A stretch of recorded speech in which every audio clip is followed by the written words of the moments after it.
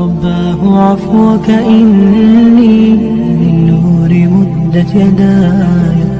கண்ணியத்துக்குரியவர்களே, இன்று உலகம் முழுக்க கவலையாலும் பிரச்சனையாலும் சோதனைகளாலும் மன விரக்திகளாலும் வாழ்க்கையின் விரக்திகளாலும் மரணத்தை எண்ணி வாழக்கூடிய வாழ்வைத்தான் பலர் வாழக்கூடிய சூழ்நிலையை நாம் பார்க்கிறோம்.